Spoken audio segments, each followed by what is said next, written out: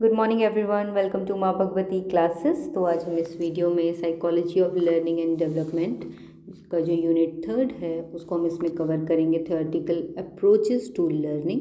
जिसमें सबसे पहले देखते हैं लर्निंग के बारे में।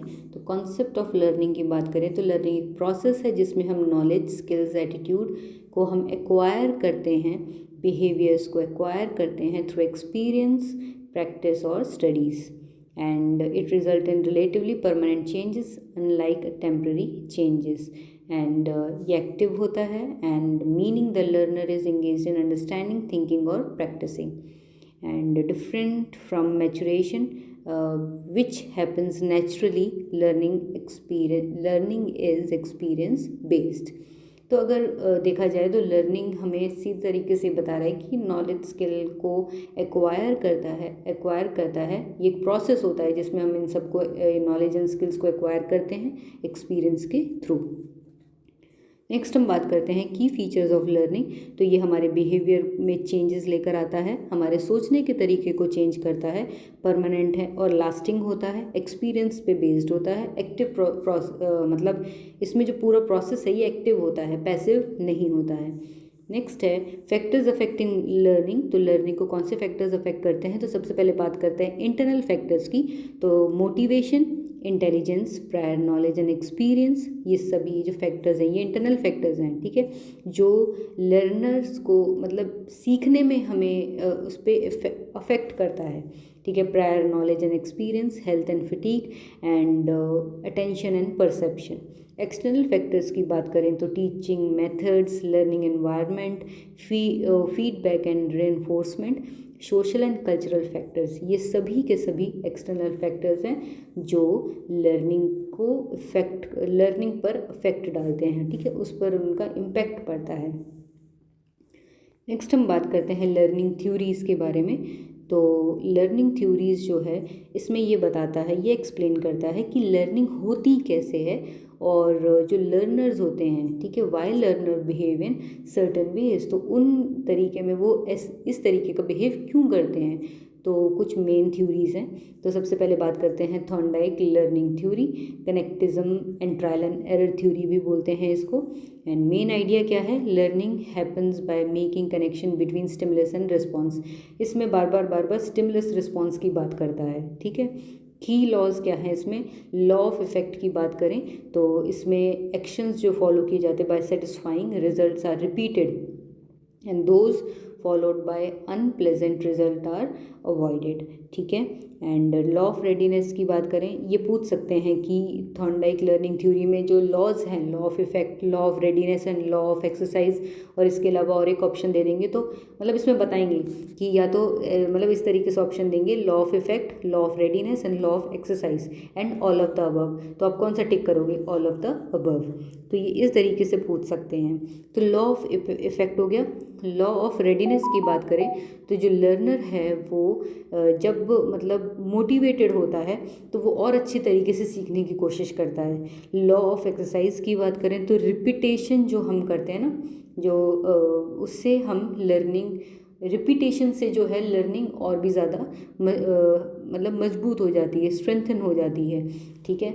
अगर हम किसी चीज़ का रिवीजन नहीं करते हैं तो जो हमने सीखा होता है वो सारा कुछ हमारे दिमाग से निकल जाता है, ठीक है। एग्जाम्पल की बात करें तो एक cat in a puzzle box presses the lever repeatedly and finally open the door to get food। Strength की बात करें तो लर्निंग ये एक्सप्लेन करता है learning through practice and consequences. Limitation की बात करें तो ये सडन इंसाइट और अंडरस्टैंडिंग को एक्सप्लेन नहीं करता है। नेक्स्ट हम बात करते हैं पेवलोव क्लासिकल कंडीशनिंग की। इसका मेन आइडिया क्या है कि लर्निंग कैसे अकर होती है? When a neutral stimulus is paired with meaningful stimulus, ठीक है, क्रिएटिंग एन एसोसिएशन। की कंपोनेंट्स अनकंडीशनड स्टिमुलस, जो ये डॉग पे इन्होंने एक्सपेरिमेंट किया था, ये वही वाला थ्योरी है, ठीक है। अनकंडीशन स्टिमुलस जो नेचुरली ट्रिगर करता है, ठीक है, रिस्पॉन्स को, जैसे फूड।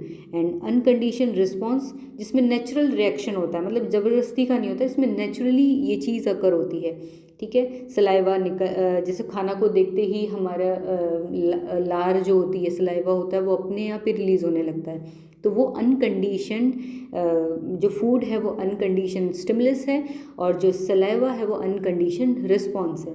कंडीशन स्टिमुलस क्या है कि initially neutral become associated with UCS, मतलब अनकंडीशन जो अनकंडीशन स्टिमुलस है, जैसे बेल है। अब वो मतलब यहाँ पे बेल बजा रहे हैं तो यहाँ पे कंडीशन रख रहे हैं ना, तो ये कंडीशन स्टिमुलस में आ जाता है। अब बेल बजाने पर सलाइवा निकल रहा है, ये भी कंडीशन रिस्पॉन्स है, ठीक है। खाना नहीं है वहाँ पे, लेकिन वो बेल बजाने पर उसका सलाइवा निकल रहा है, तो वो कंडीशन रिस्पॉन्स हुआ, ठीक है। डॉग पे उन्होंने जो वो एक्सपेरिमेंट किया था ये वही वाला है। स्ट्रेंथ की बात करें तो shows how behaviour can be learn through association, and limitation की बात करें तो ये सिंपल बिहेवियर को एक्सप्लेन करता है, नॉट कॉम्प्लेक्स थिंकिंग और प्रॉब्लम सॉल्विंग। नेक्स्ट है स्किनर ऑपरेंट कंडीशनिंग। तो इसका मेन आइडिया क्या है कि जो लर्निंग होती है वो थ्रू रिवॉर्ड्स, ठीक है, या तो जिसमें रेनफोर्समेंट और पनिशमेंट आ जाता है, ठीक है। किसी चीज़ को स्ट्रेंथ प्रोवाइड करना रेनफोर्समेंट होता है, ठीक है। एंड पनिशमेंट तो हमें पता ही है, behaviour is shaped by consequences.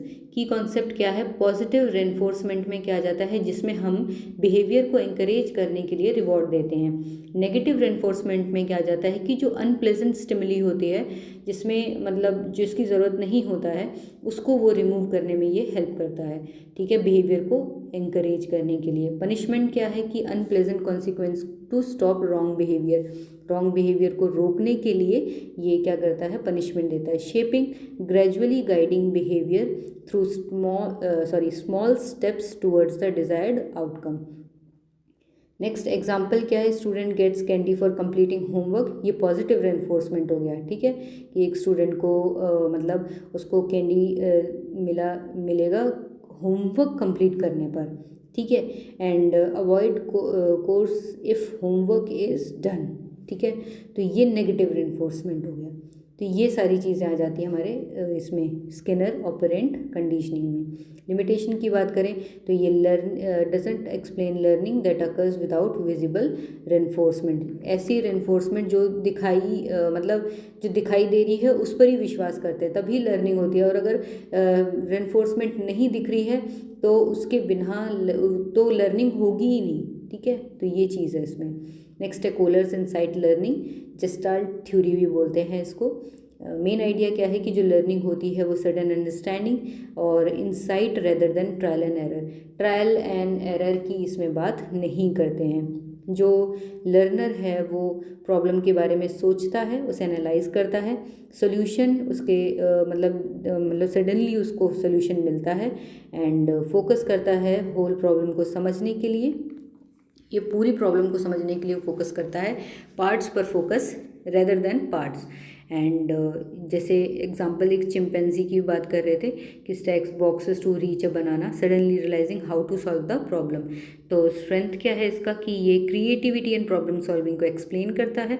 Limitation की बात करें तो insight is hard to measure and observe. जो इंसाइट है मतलब इंसाइट के थ्रू ये चीज़ों को जो सीखता है उसको हमें मेज़र करना और ऑब्जर्व करना मुश्किल हो जाता है।